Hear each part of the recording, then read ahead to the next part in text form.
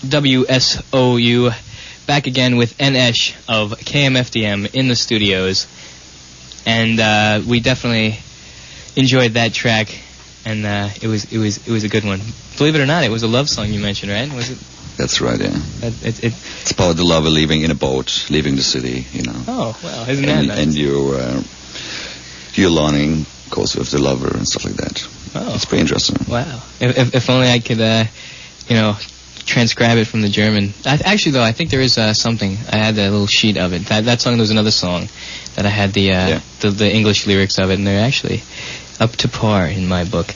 I did want to ask you, on the latest two records that you had, this new one and Extort, although you didn't do a lot with Extort personally, but KMFDM as a whole has now, I guess taken on an array of musicians in addition to the main forces behind KMFDM. What would you say is the cause of that?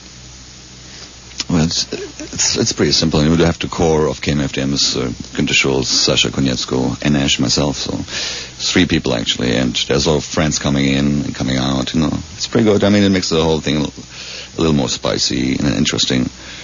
Most of the guests are vocal artists and stuff, right. So they put their voice straight on almost on playback. You know what I'm saying? So we take care of most of the music. So Okay. And in this case, Auger is a good old friend of ours. We toured together in '89-90. The first time we came to the U.S. basically to do the Ministry tour, and we opened up for Ministry 42 gigs. It was quite amazing. Auger was back then in Ministry. Back then I worked with him in Packface. We recorded. Wasn't it around the Fook record? It was on the Fook record, yeah. And I like saying that. Fook you. It's good to say every once in a while.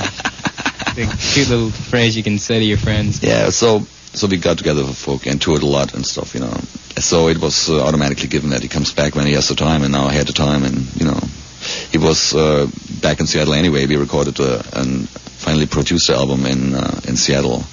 He was around to work with Mark Walk. Mm-hmm. With all the extra talent, on the two most recent records, including, I guess Chris Connolly, Ogre, of course, Tim Skold, and just about everybody else. Did they more or less contact you about the project, or did you seek them out more or less? It was us contacting them, yeah, definitely. Okay. Oh, I did not know that. I did have another question for you in regards to music as a whole. And lately there's been a lot of oversaturation in the market with a lot of heavy electronic type music. And just stemming from dance music, rock music, but a lot of electronically influenced music. What is your take on that? Do you see it as just a passing fad, or you see it here to stay, or what does NS think about this? Well, it's pretty simple, we started to do electronic music from scratch, so to speak. First releases were done with samplers and sequences and stuff. So I think it's a positive thing, what I'm saying.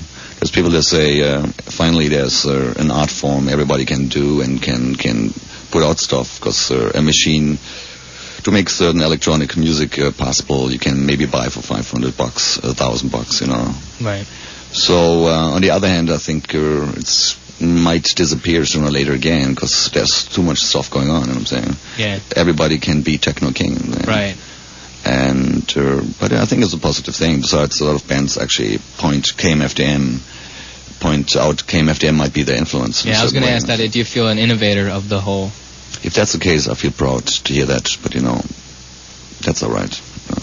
You see, for us, it's a different concept. We don't want to be in a genre. We don't want to be put anywhere in any kind of drawer or so on. I'm saying, for us, it goes further. We still try to make a song. We still work with vocals and stuff. Right. on top of the whole techno, whatever scenario we have. That's another thing I wanted to graze upon. If someone who's just getting into KMFDM style music, what would you say if you were to say KMFDM, before, if you're gonna give them a little verbal sample of what KMFDM is all about, what would you tell them?